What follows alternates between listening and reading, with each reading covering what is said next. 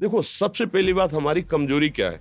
हम परेशान हो जाते हैं। संसार में देखो तो परेशान, परमार्थ की तरफ देखो तो हम परेशान हो। ये हमारा आदत स्वभाव बन गया परेशान होना। थोड़ा सा धैर्यवान बनो, गंभीर बनो। कोई भारी से भारी विपत्ति में परेशानी स्वीकार करके विपत्ति से थोड़ी निकला जाता। सुलझो, ठीक है, ये विपत्ति आई, समस्या आई, इसका समाधान होगा। ऐसा थोड़ी कि हमें नष्ट कर देगी। अगर अभी हमारी बड़ी हानि हो जाती है, हम कल इससे बड़ा लाभ प्राप्त कर सकते हैं। हमको एकदम बिल्कुल गंभीर रहना है, इतने कमजोर नहीं बन जाना। अब वो गए तो क्या होगा, अब वो वस्तु गई तो क्या, पद गया तो क्या होगा। प्रयास किया था, ये पद मिला था, इससे बड़ा पद प्राप्त करूंगा, मैं इससे बड़ा महान बनूंगा। ठीक है, एक बार गिर गया, गलती हो गई, दंड भोगूंगा, फिर इससे ज्यादा संयम में रहूंगा। बिल्कुल, मतलब एकदम फ्रेश दिमाग रखना चाहिए। और अपने लोग क्या है, जरा सी बात में एकदम पछड़ा कर लेते हैं, एकदम कमजोर हो जाते हैं। ये बिल्कुल ठीक नहीं है। हम जीवन भर की यात्रा की बात कह रहे हैं, भारी से भारी कष्ट में भी मुस्कुराना, तो हमें बल मिला है, हमें भगवान की कृपा का दर्शन हुआ है, हमें उनका दुलार दिखाई दिया है। अगर ऐसे तो भाग जाते, फिर परमार्थ में थोड़ी चलना होता है।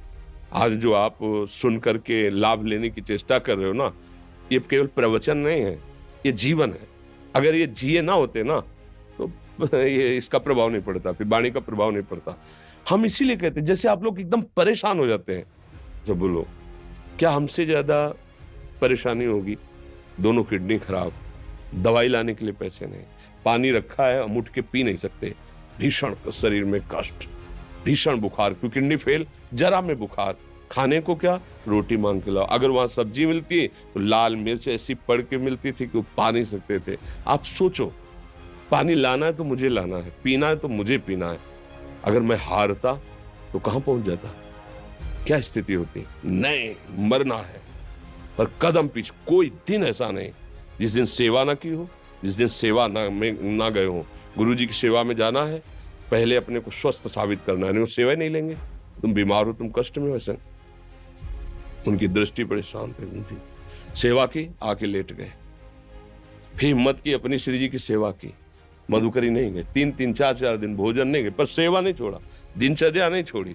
और उसका प्रधान कारण संयम, ब्रह्मचर्य, भगवत आश्रय, नाम जप, कभी हारने नहीं दिया। अभी भी थोड़ी देर बाद डायलिसिस शुरू होगा। हारने, आपको हारे हुए नजर आ रहे हैं? शरीर में पीड़ा है, किडनी फेल है, ऐसा तो हम स्वस्थ बैठे हैं, पीड़ा है, बार बार प्यास लगती है, थोड़ा थोड़ा पानी मिलता है हर, लेकिन हम आनंदित हैं, हम प्रसन्न हैं।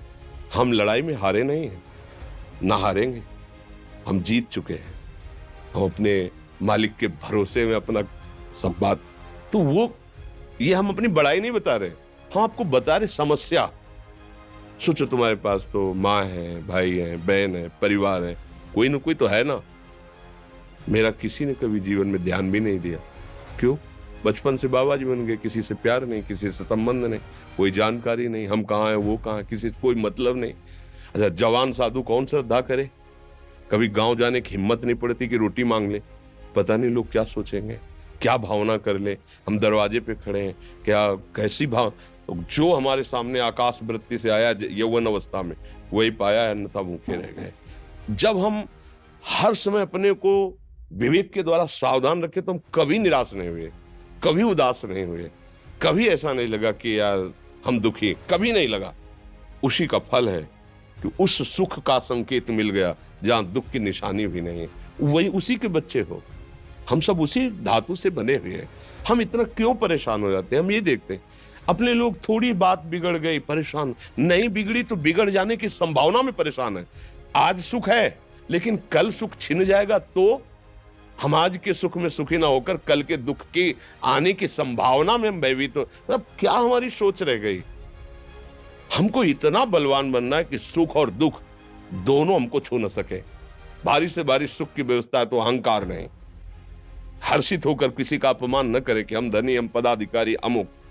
भारी से भारी दुख आया तो हमें किसी के सहयोग की जरूरत नहीं, हम फिर अपने कदम बढ़ाएंगे, हम फिर जुड़ी हुई अपनी भावनाओं को सजाएंगे। मस्त जीवन एकदम। तुम अविनाशी के बच्चे हो। शेर का बच्चा भेड़ों के बीच में फंसकर म्यों म्यों बोल रहा है, बस अगर दहाड़ना सीख जाए तो कोई भी उसे परास्त नहीं कर सकता। ऐसे भगवद अंश, तू प्रपंच में फंसकर अपने को इतना दीन क्यों देख रहा है? तू ऐसा है कि भगवान के दिव्यास्त्र में भी ताकत नहीं तेरे को मार सके। तू अविनाशी का अविनाशी बच्चा है, विनाशी भोगों को, विनाशी शरीर को मैं मान के इतना भयभीत, इतना दुख ठीक नहीं। ये सबके लिए, केवल एक के लिए नहीं। आप समझो, आप लोग सोचते हैं हम गृहस्थ होकर भला ऐसी स्थिति कैसे। जनक जी सुखदेव जी के गुरु हैं और राजा हैं, महल है, रानियां हैं, नौकर है, चाकर। क्या सुखदेव जी जिनके शरीर में लंगोटी भी नहीं है, दिगंबर, परमहंस, परमहंस के गुरु हैं जनक जी जो राजा हैं। समझो आप ऐसा ना सोचे कि हम नौकरी कर रहे हैं, हम संसार में, हम गृहस्थ हैं, हम अध्यात्म की ऊंचाई पर नहीं चढ़ सकते। नहीं, आप एक सरकारी नौकरी या आप किसानी या व्यापार करते हुए आप एक अध्यात्म की ऊंचाई में चढ़ सकते हैं। और अध्यात्म ही है जो तुम्हें इस माया के दुख सुख से ऊपर उठा सकता है। दूसरा, चाहे जितनी संपत्ति आ जाए, आप सुखी नहीं हो सकते। सब देख लो, आंख खोल के देख लो, अध्यात्म ही है जो तुम्हें हर कष्ट सहकर मुस्कुराकर जीने का रास्ता बता देगा। कि आप आनंदित हो जाओगे, कुछ नहीं बिगड़ा। अध्यात्म है तो कुछ नहीं बिगड़ा, अध्यात्म नहीं है तो कुछ नहीं बना, कुछ हाथ नहीं लगने वाला। So how much do you earn? 42 lakhs